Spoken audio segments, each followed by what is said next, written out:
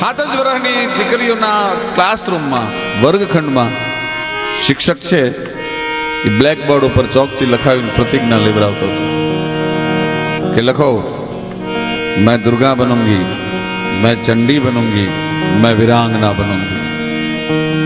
दरेक दीकरीओ स्वामी जी आम लगती जाती थी, मैं दुर्गा बनूंगी, मैं चंडी बनूंगी, मैं वीरांगना बनूंगी। पण एमां एक 18 વર્ષની દીકરી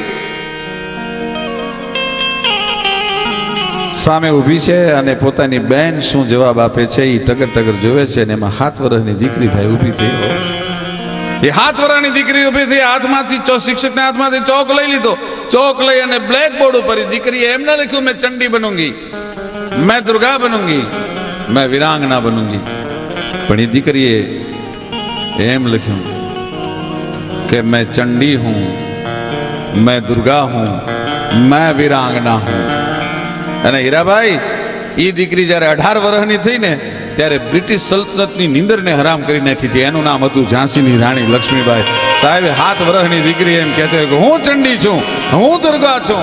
એવી આ રાણીઓના જેને દાવણ ધાવ્યા હોય પછી હરિયલ ઘરે ન હોય અને ફળિયામાં કુંજરણા ફરે એને વયની વાટું નોય કેહર બસાને કાગડા હરિયલ ઘરે ન હોય અને ફળિયામાં કુંજરણા ફરે।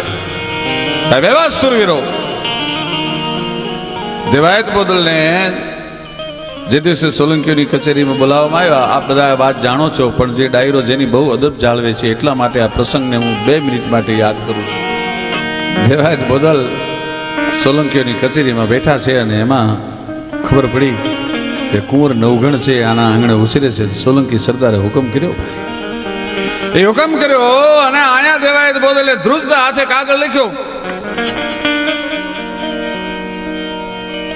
આયરાણીને માલુમ થાય આપણા આંગણે રાનો કુંવર ઉજરે છે, આવેલ સોલંકી સરદારની હારે એને મોકલી દેજો।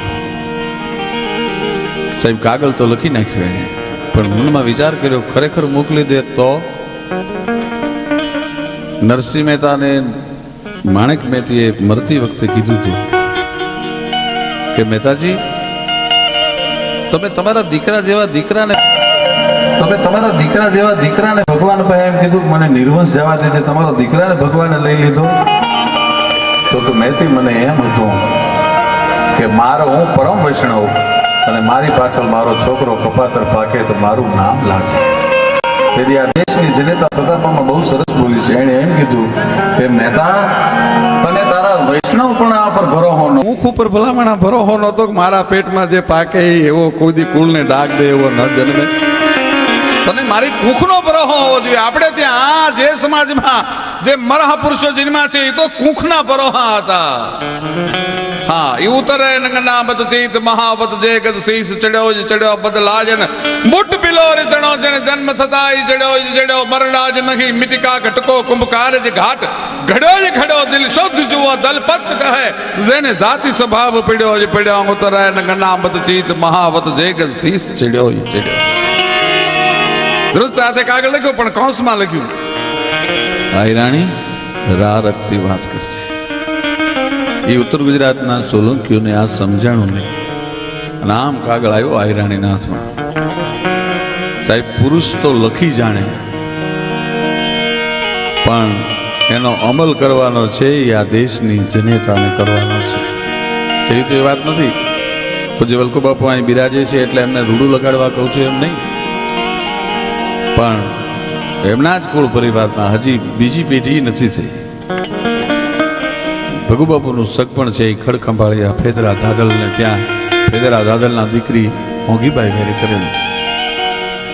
ટૂંકમાં વાત કરી દઉં ભગુબાપુનો અવસાન થયું હજી તો જેના નામનો ગોળ ખવાણો હતો, હજી લગ્ન નતો થયા, ચોરીના 4 ફેરા નહોતા ફર્યા અને તેમાં ભગુબાપુનું અવસાન। એટલે શું કરું, જેના ઘરમાં જુવાન દીકરી હોય હજી ગોળ ખવાણો હોય ફેરા ના ફેર્યા પછી તો કાઠીની ચારણની રાજપૂતોની અમુક દીકરીઓને કહેવું જ ન પડે, શીખવાડવું જ ન પડે। તેમાં ભાણ બાપુ છે એને એમ થયું કે મારા ભાગમાં તો મારો દીકરો નહોતો પણ આ મોંઘીબાઈનો શું વાંક, હજી તો હક પણ કર્યું છે। એટલે ન્યા આવી અને ફેદરા ધાદલને બાપુએ કીધું કે બાપા મારા તો દીકરાનું જે થાવું હોય તો થઈ ગયું, પણ દીકરીનો શું વાંક? આપણે મોંઘીબાઈનો બીજે ગળ ખાધો હોય તો, બીજે સતપણ કર્યું હોય તો? અને તેથી ફેદરા ધાદલે કીધું તું તો બાપુ આપ અહીંયા ઉભા રહ્યો, હું જરાક ઓરડે જાતો હોઉં. આ વાત ડેલીની નથી, આ વાત ઓરડાની છે. મારે કાઠિયાણીને મળવું જોઈએ. એ આવ્યા મળવા માટે અને મોંઘી આવીને હાથમાં માળાની બેર ફરતો તો. હજી તો જુવાન કાઠીની દીકરી, પણ હર હર સમર ઘર ઘર ગામ રાધા કૃષ્ણ સીતા રામ કેવળ જાનકી ગિરતાર બ્રાહ્મણ રૂકમણી ભરતાર ઠાકર મેર ભરબત ઠામ રાધા કૃષ્ણ સીતારામ રાધા કૃષ્ણ સીતારામ માળાનો બેરખો ભરે જોગમાયા જેવી બની ગયેલી. એને મા અને બાપની વચ્ચે વાત થતી સાંભળી એટલે દીકરી બા પહેલી વાર ઊભા થયા અને બાપુની પાસે આવીને કીધું બાપુ મારી મા એ વાતનો જવાબ નહીં દઈ શકે, એ જવાબ હું દઉં છું. આજ કાઠીની દીકરી મર્યાદા છોડીને બાપુ બોલે તો માફ કરી દેજો. પણ ચલાળાની ગાદીએ જે મોટો દીકરો હોય એને ત્રણેય પ્રજના કાઠી શું કહે છે? તો કે બેટા ચલાળાનો મોટો દીકરો હોય, એના ઘરવાળા હોય, એને આખી પ્રજના કાઠીઓ માં કહે છે. બાપુ મેં ચૂંદડી કોના નામની ઓઢી હતી? એ કાઠીનો કોણ હતો? તો કે ત્રણેય પ્રજુના કાઠીનો બાપ હતો. તો બાપુ હવે કાઠિયાવાડમાં એવો કયો કાઠી મળશે કે એની માને જનેતાને ચૂંદડી ઓઢાડવા આવશે? બાપુ જેના નામની ચૂંદડી ઓઢી હોય એની ઉપર હું આખું કાઢી નાખી. અને સાહેબ બાપુની ફૂલ સમાધિ ઉપર આખી જિંદગી ઠાકરનું નામ લઈને કાઢી નાખે એ જનેતાઓ જગતને ઉત્તમ સંતાનો આપી શકે. બાકી ગાંગલીઓ કોઈ દી સંતાનો ન આપી શકે. ધરા વીણ ધાનનો નિભજે અને કુળ વીણ માડું ન હોય, ઓઢા ઘર જેહલ જખરો કે જેની માં હોથલ પદમણી હોય. દેવાયત બદલનો કાગળ આમ આયરાણીના હાથમાં આવ્યો અને વાંચો. ઘડીક આયરાણીને એમ થયું કહો આયર ખૂટી ગયો, સોંપી દેશે કુંવરને? ભારે કરી. પણ નીચે લખ્યું રાહ રાખતા વાત કરજે, પણ ત્યાં તો પરહના પલ્લા મીંડ્યા છૂટવા. સાબાસ આયર, સાબાસ આયર, સાબાસ આયર થવા માંડ્યું.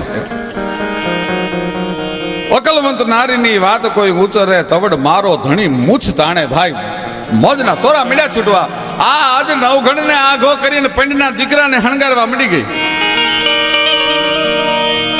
ઉગાને શણગારવા માંડી ભાઈ આયરાણી. એને ઘરેણા પહેરાવ્યા, એને નવરાવ્યો. નવગણ પડખે જઈને કે છે કે માં ભાઈને આંજણ આજુ મને કેમ નથી આનતી? માં ભૈલાને નવા લુગડા પહેરાવ્યા, મને કેમ નથી પહેરાવતી? આયરાણી આહુડા ગળી ગઈ હતી, પી ગઈ હતી આહુડા.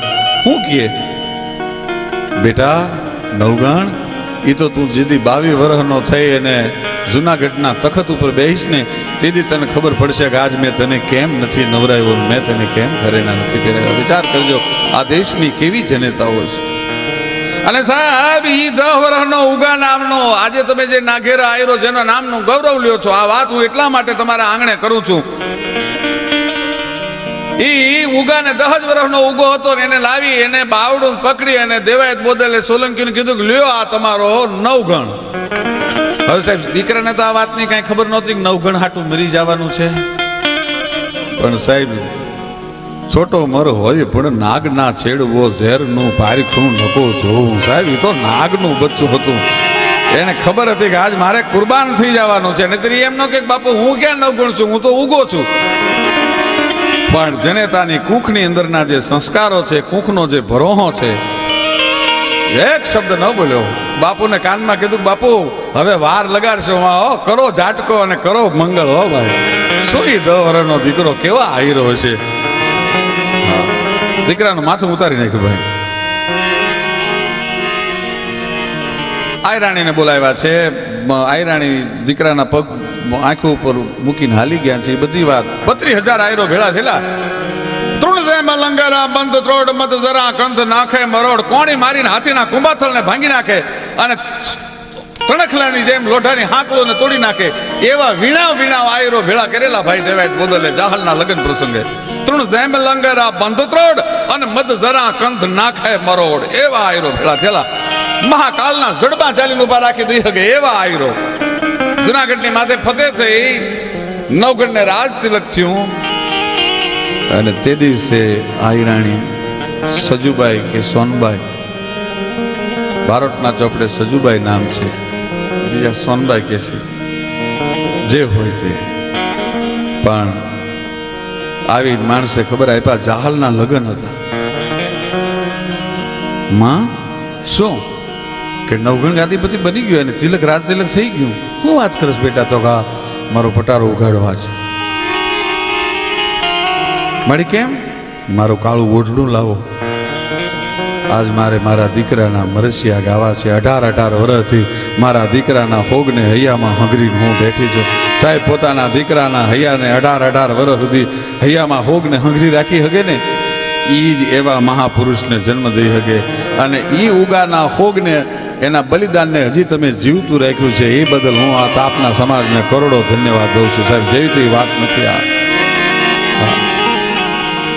એની દીકરી જેથી જાહલ સિંધના સુમરામાં કેદ થઈ તે દિવસે કવિ કાગે જાહલની ચિઠ્ઠીમાં એવું લખ્યું છે કે જેની આડેથી દૂધ હળિયા જડી ભાંગ એની લાજ માંગ આજ જો લૂંટ પડી. પણ બાપુ દેવાયત બોદલની દીકરી એ એવું બોલે કે જેની આડેથી દૂધ હળિયા જડી પ્યા તો દૂધનો હિસાબ માગ્યો કહેવાય.